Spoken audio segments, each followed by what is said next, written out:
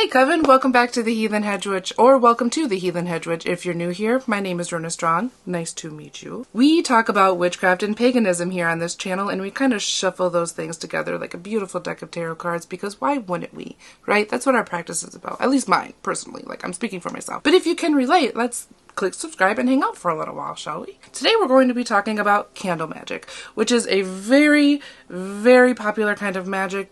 But I just want to kind of talk about a few of my personal takes on things that you should know if you've never done a candle spell before. So that way you're not going to, like, you know, burn your house down or something.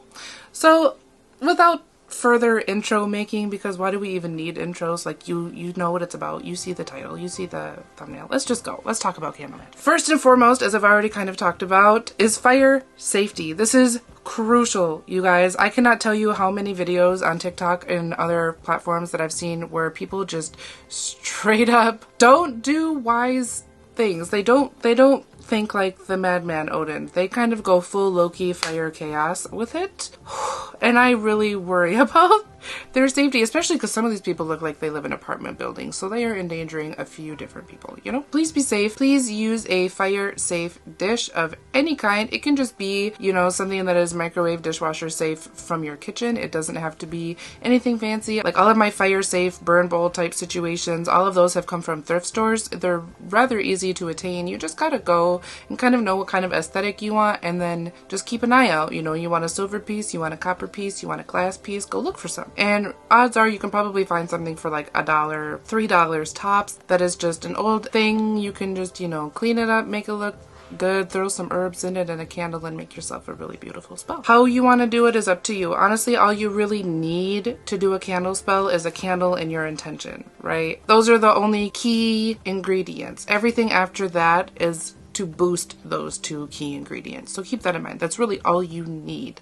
Don't let the internet and all of the maximalism, capitalism, sort of like buy this, buy that type mentality. Don't let that keep you from truly discovering your magic and what works for you. Honestly, I find the ingredients that work best are things that you find out in nature yourself. Things that you harvested from your own garden or on a hike. Or a lot of my most powerful ingredients came from different gatherings and retreats that I've gone to from all over the country at this point, and I keep those magical memories with me in these little artifacts or apothecary items, and I just kind of throw those into the mix because it brings me back to when I was on Lake Superior, to when I was in Georgia, you know, and I get to put all of that energy into the spell on top of stuff. So keep that in mind. It all comes down to what works for you when you are building your spells, and that goes for jar spells too, which we will have a video about that coming out next week.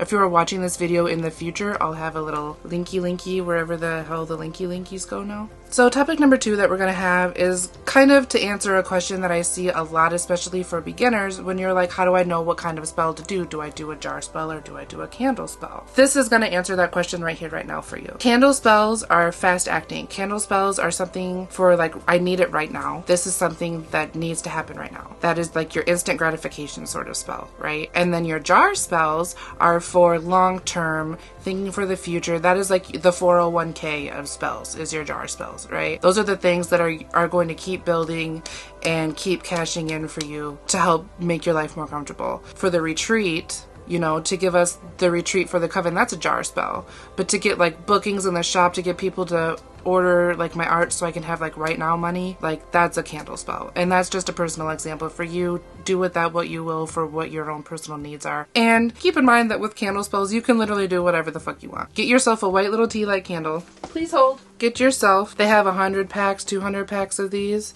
Really affordable. That's 100 spells right there. Right fucking there. These kick. These will do whatever the hell you want them to. You just gotta amp them up with a few ingredients because they are small. Also, if you want like a more long-term candle, you can get a 7-day candle from the dollar store. You can go thrifting again for candles. Like, how you attain your candles is up to you, but these are like, when I do spells for the shop, these are often what I use, and then I will add a bunch of herbs and stuff with them, and they take off. They do great. Okay, so these next few topics are going to be kind of steps that you can take. It'll be like a little bit of a walkthrough. Keep in mind the spell that I'm going to be doing for like the B-roll of this, a video of this spell will be coming out sometime in November. So stay tuned for that. Again, subscribe if you haven't already. First things first, You want to cleanse your candle, the item you are burning it in. Most importantly, if you haven't worked with the ingredients in a while, you might want to like run them through the incense smoke or put all of the ingredients in like a singing bowl and do that. However you cleanse is up to you. You could just take breath of life and just breathe onto your ingredients and cleanse that way. I cleanse clapping a lot or smacking the shit out of a candle. That's always a fun one. Oh man, especially if like it was a protection candle and then that spell hit and then now you're like, okay, I'm gonna make it a claim my power candle because it's red and it can do both of those things. So then you smack it to kind of change the intention. You can do that, especially if they're like big chunky boys like this candle. This bad boy right here, this has already been 4 different things and now it's Freya's candle. So it will remain her candle. I will not take it from her. It's been given to her. It's hers now. But that's how we do it. Another thing that I want to remind you, something that I like to do because this kind of knocks out step 1 and 2 when doing a candle spell, is not only do you want to cleanse your items, but you also kind of want to set up a ward. And so I will often do a dragon's blood incense stick and I will use that to cleanse my items and also to set a ward around myself, my home. And I just love how it smells. First of all, it smells so good. But then also it's keeping you safe so that way any energy leeches out and about aren't gonna do anything. If somebody leaves you like a hate comment while your spell is going, it's not gonna like deter you from that, which you shouldn't be on your phone when you have spells going, but I know how we can be, okay? I see. Step number 3. After you have cleansed everything and set up some protection for yourself, it is really important to put things together, right? The last thing you're going to do is actually light the candle. First, you're going to want to throw in any herbs that you're using, charge them with your intentions, cleanse them if you need to. We already talked about how to cleanse things. You can do that with the items as you put them in. I like to charge them with my heart space, so I'll put them in front of my heart, or sometimes I'll just, meditate with it for a few moments, not too long, not even a minute, and just really set the intention. Sometimes I will speak aloud. I'm putting in these sunflowers to bring success and happiness, and then I just do that, and it's really simple. We have cleansed everything, we charge, we put in our intentions, we put in our herbs, we put in our oils. There's 2 ways to do this, okay? I like to just throw it all in the bowl and then put my candle on there. You can, however, if you have a mortar and pestle, you could just kind of, mix it all up there like a little crazy witch with her cauldron and just smashy, and just really, I want to be like, fuck it up, but don't actually fuck it up because don't hurt yourself. But you can do that and get it all as like a nice little blend for yourself, little blend, and then get that put together and then anoint your candle and then like lay that out or sprinkle it over it. And you can either like roll it if you decide to like lay it on a plate. You could just roll your candle in that stuff, or you could just like pick it up and sprinkle it and like twist, sprinkle it, twist, however you want to do that. You can anoint it that way as well. Those are the 2 main ways that I see people use their oil and herbs. Like I said, I prefer to just throw it all in a bowl and pop my candle on there, and sometimes I will put like an extra herb or something for more quickening. So however you do that is up to you. Everybody does a little something different. Follow your intuition on that, right? Listen to your guides, listen to your heart. Whenever anybody asks me, what should I do? If it's like, should I do this or should I go here? Should I do this or blah? I'm always going to tell you every time, listen to your heart, and my friends out there can verify. I will tell you every time. The same can be applied in your magic. Listen to your heart. What does your heart tell you? Because when you're putting your love into your spells, when you're coming from your heart space, nobody can fuck with that. Nobody. Like, there's a lot of, if you're just like throwing, some salt, some sage, spell, okay, ooh, witchcraft. Like, that probably isn't going to work. The key to all magic spells is belief in yourself. And if you put your love into it, nobody can take that belief away from you. Nobody can undo your love for yourself. Unless you give them that power. So you take your power back and you be like, this is mine. It belongs here. And I'm going to put it in my work. And y'all can fuck off. And that's honestly how it is. Like, anybody who's like, oh, you're not going to get that job. You're underqualified. But you're not. That's just their opinion. And you're going to go and you're going to get that job and you're going to succeed. And you're going to be like, huh. And I love that for you. Go do it. This topic, a little bit spicy, okay? Not everybody agrees on this one in the witchcraft community. Do you blow out your candles or do you not? What do you think? I got really, like, I still get, let's be honest, I still get really upset with the gaslighting that comes with the blowing out your candles. Because there are a lot of different ways to do this. I mean, we blow out our birthday candles to make a wish.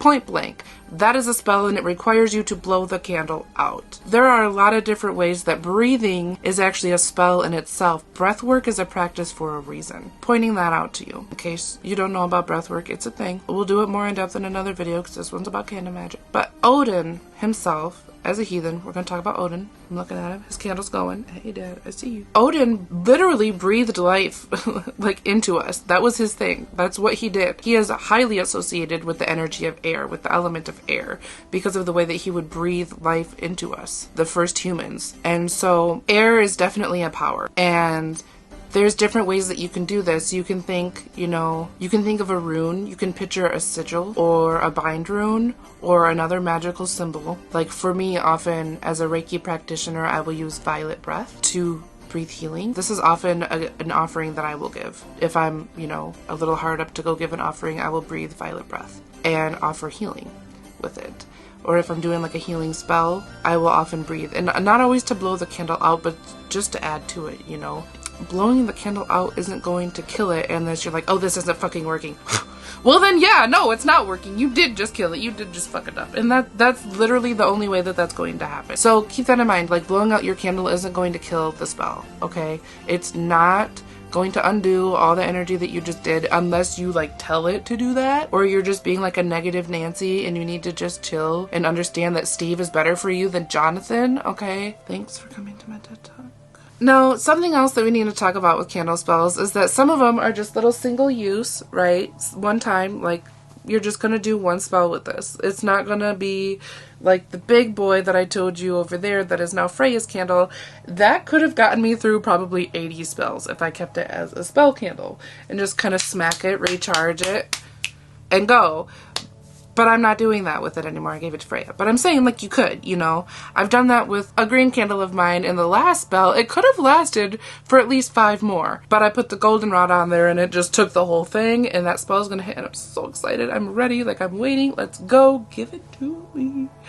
I'm ready to claim that. I love that candle spells, like, communicate with you. Like, fire talks. Like, once you do a jar spell, it's just, like, there. And unless you, like, work with the energy by, like, shaking it up or, breathing onto it, something. I don't bury my jars, but we're going to talk about that in the jar spell video. I love that candles communicate with you more. That's why I love doing candle spells, and they are the more common spell to do because most people want that instant gratification, right? Is this something like you're trying to manifest a big promotion? You might want a multiple day spell. You might want to put, the whole week leading up to the full moon into it instead of just the one day of the full moon. If you're just like doing a smaller spell that isn't quite so big, well then you might just want a mini one day thing. It varies, you trust your instincts, because I personally like small candles because I can change it up and like I can leave the same herbs in there and put in a different candle, so I can be like, I manifest, selling this item. I manifest going to this event. And it's all still like manifesting herbs, but with different, and so it like becomes like a wish jar with the different candle in it. Like, there's so many different ways that you can do this, you guys. I'm just telling you the very basics to get you started, and then you can follow your intuition from there on just how you want to develop this personal practice for you, because at the end of the day, it is a practice.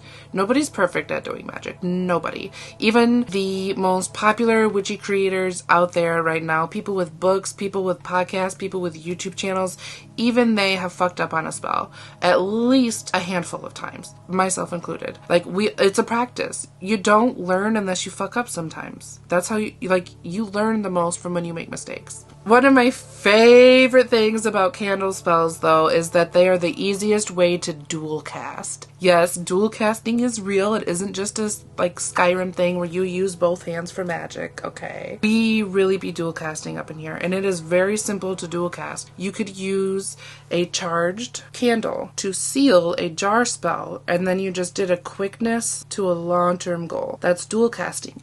You can take a charged candle and burn a bay leaf in it, and then the candle is like, I wish to get a job, and the bay leaf is like, a good car comes from me working this job. That's dual That's dual casting. That's dual candles. No, it's not. That's dual casting. It's right there.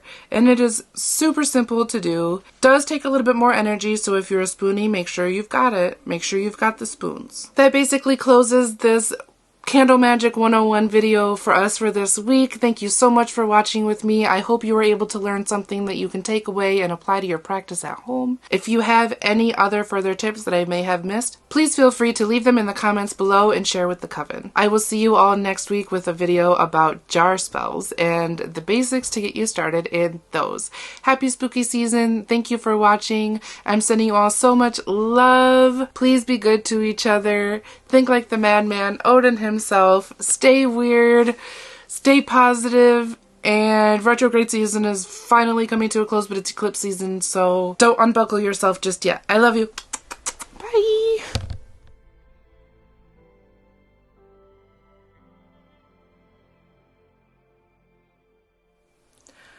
Take 3. ADHD, calm the fuck down. Let's focus and make a goddamn video today. Yeah. Alright, the A roll. The most important part, right? The part where we're actually like looking at each other, having a conversation. Maybe you're taking notes in your grimoire. It's crucial. Let's do this well, Runa. Come on, get your shit together. Is this the first video you've ever made? No. You've made nearly 100 by now. Let's go. Chop chop.